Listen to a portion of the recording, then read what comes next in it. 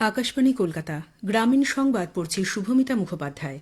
কেন্দ্রীয় কৃষি ও কৃষক কল্যাণ মন্ত্রী শিবরাজ সিং চৌহান সরকার কৃষকদের তাদের উৎপাদিত পণ্যের ন্যায্য মূল্য নিশ্চিত করার জন্য মার্কেট ইন্টারভেনশন স্কিমের অধীনে একটি সংস্থান চালু করছে।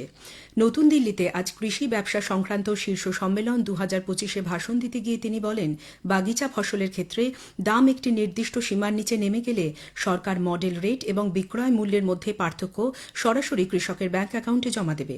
শ্রী চৌহান বলেন, কৃষকরা কৃষিতে বিজ্ঞানের প্রয়োগ ঘটানোর ক্ষেত্রে উল্লেখযোগ্য ভূমিকা নিতে পারে।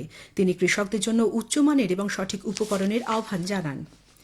শীতকালে হাওড়া জেলায় উদ্যানজাত ফসলের মধ্যে সবজি সবথেকে বেশি এলাকা জুড়ে চাষ করা হয়। শীতকালীন সবজিগুলোর মধ্যে সবথেকে বেশি এখানে চাষ হয় ফুলকপি, বাঁধাকপি, লঙ্কা, এছাড়াও বেগুন ও টমেটো। এবছর ঠান্ডা পড়তে দেরি হলেও ফুলকপি, বাঁধাকপি, টমেটো, লঙ্কার ফলন বেশ ভালো এবং ন্যায্য মূল্যেই বাজারেও সেগুলির ভালো যোগান থাকবে বলে মনে করা হচ্ছে। জেলা উদ্যান পালন দপ্তরের পক্ষ থেকে জানানো হয়েছে, এবছর হাওড়া জেলায় টমেটো 850 হেক্টর জমিতে চাষ হয়েছে এবং 16,575 মেট্রিক টন টমেটো উৎপাদিত হয়েছে। এছাড়াও 1100 হেক্টর জমিতে ফুলকপি চাষ হয়েছে এবং 25,300 মেট্রিক টন ফুলকপি উৎপাদিত হয়েছে।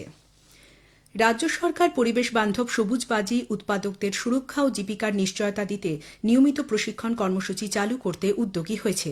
রাজ্যের ক্ষুদ্র, ছোট ও মাঝারি শিল্প দপ্তর বিভিন্ন জেলার বাজি শিল্পের সঙ্গে প্রত্যক্ষ বা পরোক্ষভাবে যুক্ত প্রায় 1.5 লক্ষ মানুষকে দফায় দফায় প্রশিক্ষণ দেবে বলে ওই দপ্তরের তরফে জানানো হয়েছে। তাদের নিরাপদ কাজের পরিবেশ ও পরিবেশ বান্ধব উৎপাদনে অভ্যস্ত করতেই এই প্রশিক্ষণ। গত সপ্তাহে এই উদ্যোগের অংশ হিসেবে দক্ষিণ 24 পরগনার মহেশতলায় 160 জন বাজি প্রস্তুতকারকের জন্য দুদিনের একটি প্রশিক্ষণ কর্মসূচির আয়োজন করা হয়। কার্শিয়াং থেকে দার্জিলিংয়ে সিটং যাওয়ার পথে যাত্রীবাহী গাড়ি খাদে পড়ে গিয়ে 3 জনের মৃত্যু হয়েছে।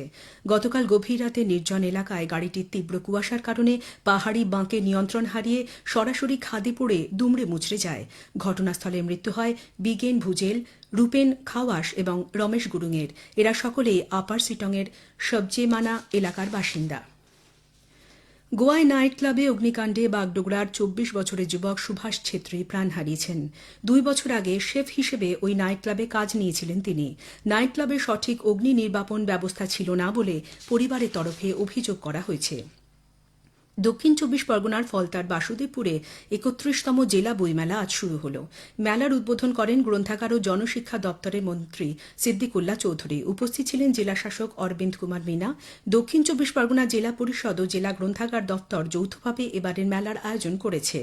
মেলায় লিটল ম্যাগাজিন স্টল এবং প্রায় 60টি প্রকাশনা সংস্থা অংশগ্রহণ করেছে। রাজ্য জুড়ে প্রায় সর্বত্রই সর্বনিম্ন তাপমাত্রা গত 3 দিন ধরে স্বাভাবিকের নিচে থাকায় শীতের আমেজ বজায় রয়েছে। আজ আলিপুরে সর্বনিম্ন তাপমাত্রা রেকর্ড করা হয়েছে 15 ডিগ্রি সেলসিয়াস, যা স্বাভাবিকের থেকে 1.6 ডিগ্রি কম। গ্রামীণ সংবাদ শেষ হল। পরের খবর 7:35 মিনিটে।